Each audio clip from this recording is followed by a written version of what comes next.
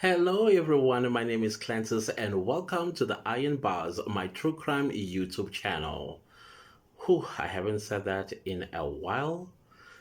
Well guys, thank you so much for tuning in into my YouTube channel this evening or whatever time of the day it is on your side of the world. So without further ado, let's get into today's case, and it is the story of the human flesh eater who ran into a police station and sought for help. So as some of you may know, I do like to know when the perpetrator was born as well as the zodiac sign. So on the 21st of August 2017, a man walks into a police station with a black plastic bag as well as a pink school bag and proceeded to utter the following words. I am tired of eating human flesh. Please help me. The policeman at the front desk looked at this man who looked like he was mentally ill and thought, this is a police station, it's not a place where you can crack jokes. The man repeated, I am tired of eating human flesh. Please help me. Once again, the policeman, looking a little bit irritated, was like, hold on. He went and sought for help from another policeman to come and assist with a man that seems crazy to him, uttering some very funny words. Then a second officer came to the man and said, how can we help you? This man repeated the same words. I am tired of eating human flesh. Please help me. The second officer was like, listen, you are not going to waste state's resources by coming with frivolous claims. When the man heard that the police were not taking him seriously, that is when he proceeded to take the black plastic bag, place it on top of the counter, as well as the pink school bag, and placed it on the counter, and then he proceeded to open the plastic bag, but the two officers was like, hold on. So the first officer then opened the plastic bag and came across what looked like a chopped off human foot. But it did not look real because it was quite hard. At first, both the policemen looked at each other and thought, maybe this is a foot of a mannequin. But the man realized that somewhere, somehow, these policemen were being doubtful of what they were looking at. That is when he proceeded to open the school bag. And in it, the policemen were hit by what smelled like a decaying human flesh, because that smell to them was quite familiar. That is when they started taking the man quite seriously. When they looked into the bag, they found a beheaded head with some body parts. That is when the two policemen decided to place this man under arrest on suspicion of murder. So as the police were busy placing this man under arrest, he continued to tell the police that he is tired of eating human flesh, that he needed help. He continued to confess other incriminating information to the police, and that is when the police were like, hold on, man, please say nothing further, because you do have the right to remain silent. You don't have to say anything to us. Please leave whatever it is that you want to say to us to an investigator as well as the court of law, because you do have the right to remain silent. But the man was agitated. He wanted to cough out what was in his chest because he was tired of eating human flesh. In South Africa, the police will also tell you that you have the right to remain silent. Anything you say will be used against you in the court of law. So basically, they were just assisting him not to say much to them, as they were not investigators, and that also will help him to have a fair trial. So after they placed this man under arrest, that is when they took him to a waiting cell where he was going to be questioned about the content in Escourt Police Station in KwaZulu-Natal. The Escourt Police Station has had people in the past that walked into the police station basically to hand themselves over for having committed murder or having committed some kind of robbery where somebody died, or maybe for some other petty crimes that they were feeling guilty about. But they have never come across anybody come and confess that they've been eating human flesh and showed some remaining body parts of the people that they have been eating.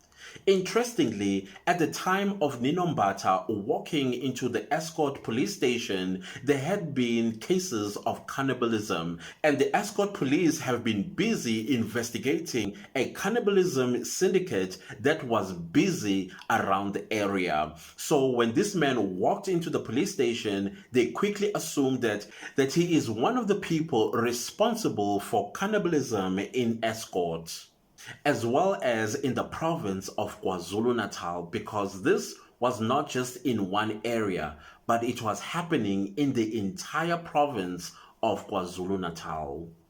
This is not to say that people of KwaZulu-Natal get involved in cannibalism. That is something in KwaZulu-Natal unheard of. So during investigation, the investigator got a wealth of information out of Nino Mbatha. One of the most important information that he got out of Mbatha is the fact that Nino Mbatha is a sangoma, and therefore it is possible that he is responsible for the cannibalism in KwaZulu-Natal for Muti killing. If you are wondering what is Muti and what is a sangoma, I did create a video where I explained what is Muti and what is a sangoma and what is a nyanga. I will leave a card at the end of this video that you can go ahead and watch so that you can familiarize yourself with what is Muti and what is a sangoma. Nino Mbatha then decided to take the investigator and a group of policemen to his rented house. Upon arriving at Nino Mbatha's rented house, they kicked the door wide open, and the first thing that they were met with was decaying human flesh smell that hit them like a hurricane. That is when they realized that they had something massive on their hand that they needed to get to the bottom of it. So after the police and the investigator had adjusted to the stench of human decaying flesh, that is when they started going through Mbatha's things. And this is what the police had discovered inside of Nino Mbatha's house. 7 different human ears in a pot. Also in the pot, there were human bones and different body parts. The police and the investigator, they were not ready. They could not believe what they were witnessing. That is when Mbatha continued to spill the beans about other names of people that he's been working with. That also included kidnapping, raping, murder, as well as eating the people that they have kidnapped, raped, and murdered for Muti. The investigator wanted to know from Nino Mbatha if he knew where these other men, 3 of them, lived. Mbatha said, "I can take you to their homes right now." The 3 men were also arrested on suspicion of murder. Upon hearing the arrest of Nino Mbatha, the community of Escourt, who also used to buy meat from Nino Mbatha, could not believe what they were hearing, and they could not fathom the thought that they could have eaten unknowingly human flesh before from the meat that they bought from him. Many community members were outraged, but at the same time, they felt ill to the core that they may have eaten human flesh before, of course unknowingly, sold to them by Nino Mbatha to get rid of the evidence as well as the other body parts that he was cutting off from these people that he was kidnapping and murdering for Muti. So some community members tried to convince themselves that they may have bought authentic pork chops from Nino Mbatha. There is no way that he sold them human flesh, because if he did, the community was ready to off Nino Mbatha completely from the face of the earth. Overnight, the news broke internationally that 4 men in South Africa were arrested for cannibalism, and it is possible that they are the cannibalism syndicate that was busy in the province of KwaZulu-Natal, South Africa.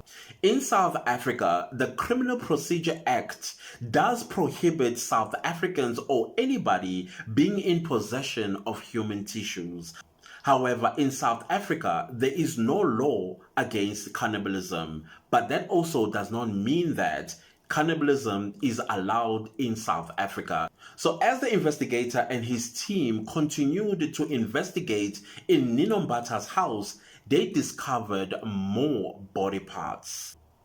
So that is when the police issued to the Escourt community and surroundings, as well as the entire province of KwaZulu-Natal, calling for people with missing family members to come forward and identify the little that was left of their loved ones. I'm not quite sure how that is possible. How do you identify your loved one by the earlobe or by the hand or finger or foot? I'm not sure. But anyways, but that is what the police had. Nothing else that they could just present to the family members and say, could this possibly be your daughter?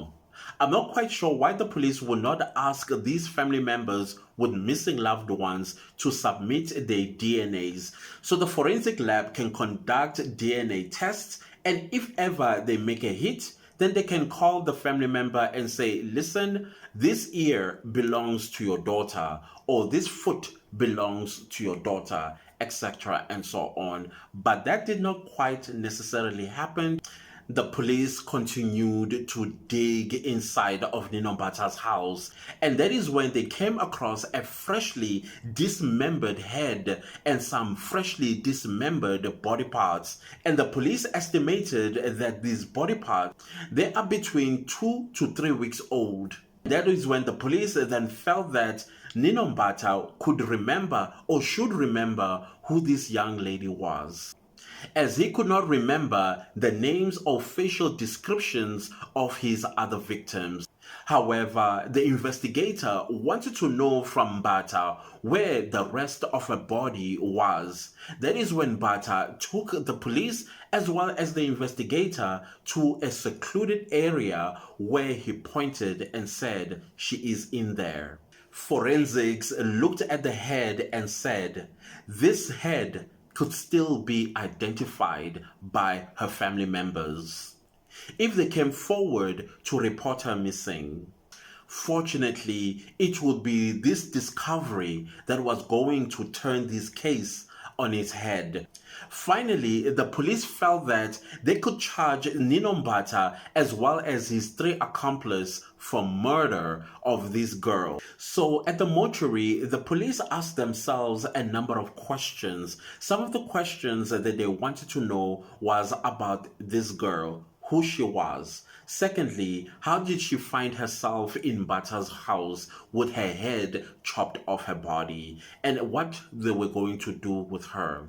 So about a month before, Nino Mbatha walked into the Escourt Police Station and dropped a bombshell. A 25-year-old single mother by the name of Zanele Hlatywayo was going to visit her grandmother in another part of KwaZulu-Natal called Pietermatitzburg. Her grandmother was not feeling quite well. So Zanele Hlatywayo decided to go and pay her grandmother a visit so that she could take care of her while she was recovering from her illness. However, Zanele was quite uneasy about leaving her child back in Escourt and going such a distance. However, her own mother, that Zanele's mother, comforted her and said, listen, the baby is still new and you will not be gone for more than 2 or 3 days. You have to go and make sure that your grandmother is well. I will take care of your child while you are gone. Even her own sister, who warned her to be careful because there are cannibalists that are out there and they are targeting young women. Zanele told her sister, that is exactly what I am afraid of. I do not want to find myself a victim of these cannibalists. So before leaving for her grandmother, she asked her sister if it is possible to go with her to Pietermatitzburg to visit their grandmother. But the sister was like, no, I need to stay behind and also help mom to take care of your child while you are gone. When Zanele realized that both her sister and mother were encouraging her to go, she then decided to go ahead anyway, because at the end of the day, she does not want to have her conscience unclear knowing that her grandmother is ill and living so far away from them. Once again, her sister assured her that she was going to be fine. What was important right now is that the grandmother would be taken care of. So by the 25th of July 2017, the Hlatyawayos have not heard from Zanele since she left a month ago. So I'm just assuming that they thought that she arrived at her grandmother safely and that she was enjoying herself with her grandmother, because after all, Zanele and her grandmother were quite close to each other. So they did not want to bother her while she was bonding and also taking care of her grandmother. However, her baby was still very young, was about a few months old, and needed her mother. So it turns out that the cannibalists used to also operate in Pietermatitzburg, not far away from where Zanele's grandmother lived. So when Zanele's mother and sister heard on the news that the cannibalists were caught, arrested, and also interrogated about some body parts that they had found in Nino Mbatha's house, that is when they started worrying and asking themselves questions if Zanele ever reached her grandmother's house, because they have not heard anything from her in a month. Upon watching the news, that is when Zanele's mother and sister frantically started calling Zanele's phone to find out about her whereabouts. When they called her phone, it went straight to voicemail, and they were panicking at this point in time when they could not get hold of Zanele. The next thing that they did was to call the grandmother to find out. That is when the grandmother said, "No, Zanele is not here." At first, Zanele's sister thought that the grandmother said Zanele was not in the house but would return later. So that is when Zanele's sister asked the grandmother, when will she be back? The grandmother kept quiet for a while, but she was a little bit confused as well as to why she was being asked when she will return. That is when the grandmother said, "Why are you asking me that?" Zanele's sister proceeded to tell the grandmother that Zanele left about a month ago to come and visit her while she was ill, to come and take care of you, grandma. The grandmother was like, "No, Zanele never arrived here. She subsequently recovered all by herself." She looked at her own mother and she did not know what exactly to tell her mother where Zanele's whereabouts. So the grandmother wanted to know what is happening. That is when Zanele's sister told the grandmother her suspicions. Of course, the grandmother was also frantic on the other side, because she too had watched the news about the 4 men that were arrested for cannibalism or impossession of human tissues, and that there was a head that was freshly beheaded that was in the police station awaiting for family members to come and report their own family members that have gone missing for months. So after speaking to her grandmother, Zanele's sister turned to her mother, looked at her with absolute worry and tears just rolling down her face, and had this sinking feeling that something must have went wrong with Zanele, and they did not know what to do.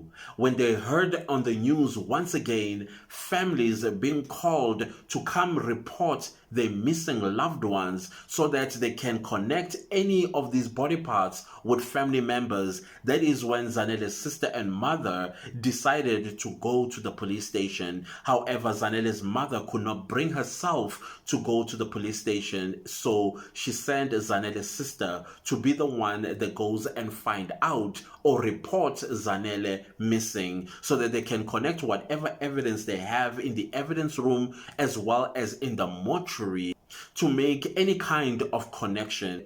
They prayed that Zanele is not the victim of these 4 men. So Zanele's sister then went to Escourt Police Station and reported her sister missing. At the police station, she described how her sister looked like and what she was wearing on the day when she left for her grandmother's house. That is when the police asked her to wait in the front office while the policeman went to another room.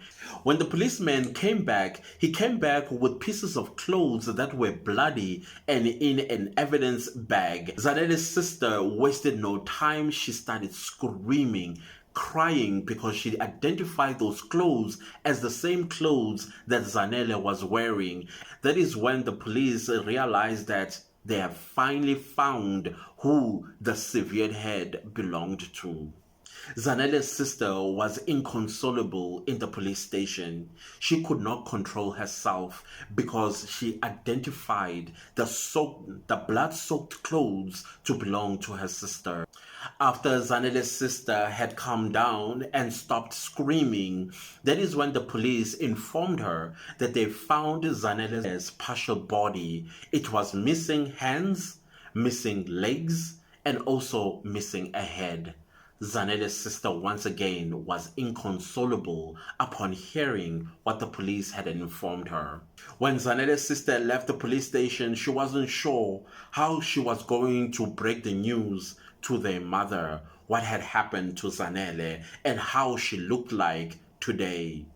But before Zanele left the police station, she wanted to know from the police, how did Zanele end up being murdered by the cannibalists?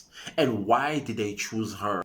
That is when the police told Zanele's sister of everything that had transpired, of course, confessed by Nino Mbatha. However, the police also gave Zanele's sister two scenarios as to how Nino Mbatha and his crew got hold of Zanele. They thought that possibly Zanele, after leaving the house going to the grandmother, she detoured and visited someone along the way before headed off to Pietermatitzburg. And that is when they came across Nino Mbatha and his crew. Nino Mbatha had told the police that in order for them to capture someone, they needed to capture someone who looked vulnerable, a little bit weak, and also in need of assistance, like hitchhiking or something like that. So it's quite possible that Zanele Hlatywayo did hitchhike and came across these four men who kidnapped her, raped her, and then murdered her, cut off her body parts for Muti. The second scenario that the police told Zanele's sister was, it's also possible that Zanele, before leaving, she went to Nino Mbatha's house to buy some meat so that when she gets to Pietermatitzburg, she doesn't have to go and stand in long queues at the butchery to buy something to cook for her grandmother when she gets there.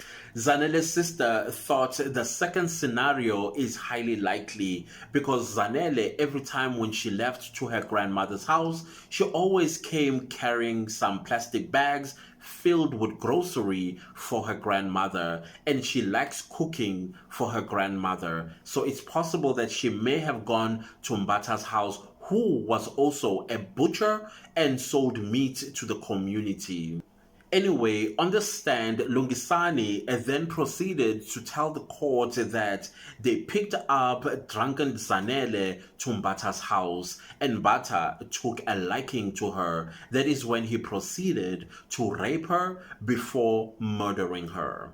After murdering Zanele, that is when Nino Mbatha proceeded to behead her. After beheading her, he continued to cut off her hands, her legs, as well as one earlobe. Lungisani continued to testify in court that he had gone to Nino Mbatha because Nino was a sangoma and he needed to get rich through Muti. And that is when Mbatha told Lungisani that in order for him to become rich, blood will have to spill.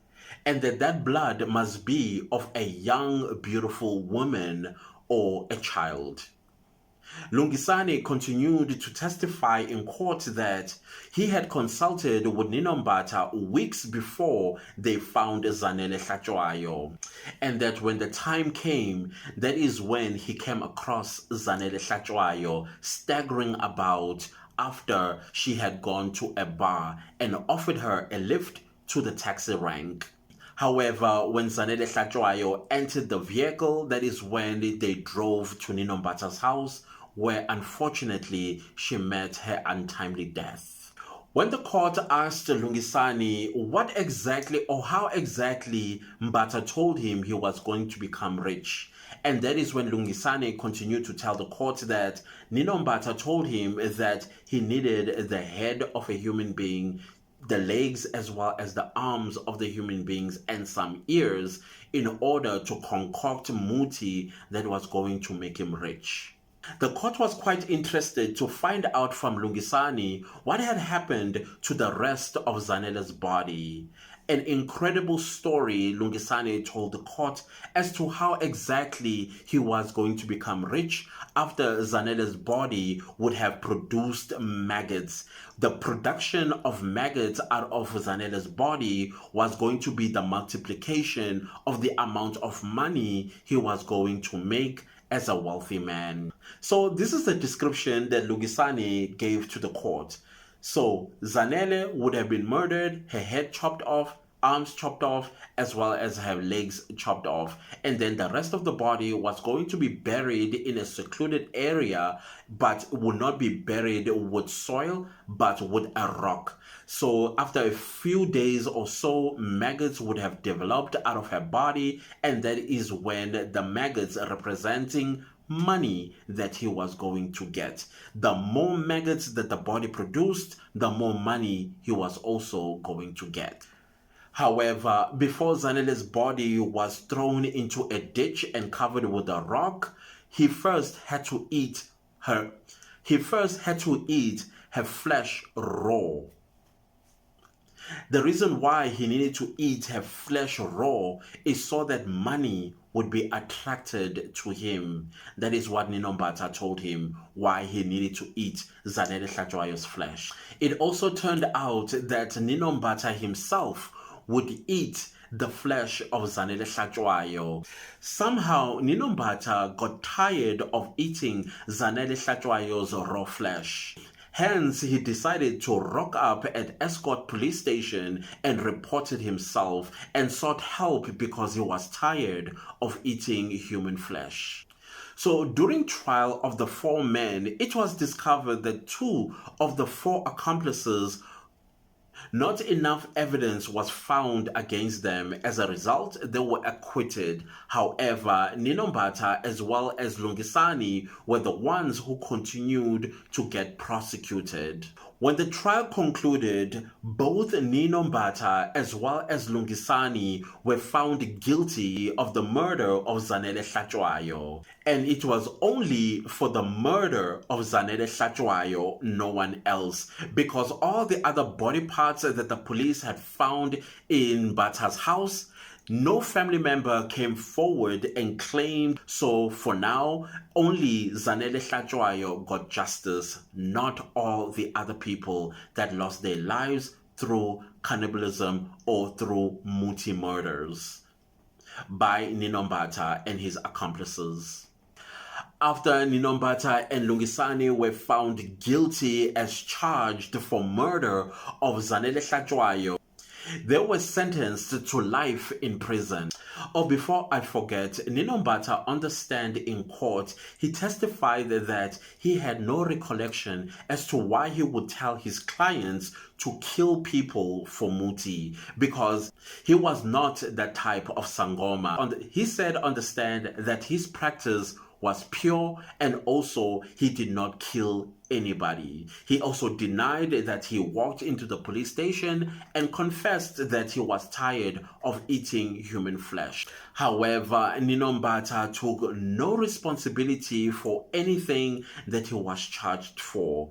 All that he did was to blame an invisible man for all that was happening to him. Nino Mbatha was 33 years old when he was sentenced to life in prison, and Lungisani Magubane was 32 years old when he was sentenced to life in prison. I really do hope that they are rotting in prison where they belong. Well, that is it of this heinous crime ever, and the man who walked into the police station and told them that he was tired of eating human flesh and that he needed help. So leave me a comment down below and let me know what are your thoughts. And do subscribe to my channel if you have not, and also click the bell notification so you do not miss out on any of my new true crime uploads. I will also highly appreciate it if you share this video far and wide so that more true crime lovers can discover my YouTube channel and help this channel to grow. And I will see you next time with a new true crime video. Goodbye.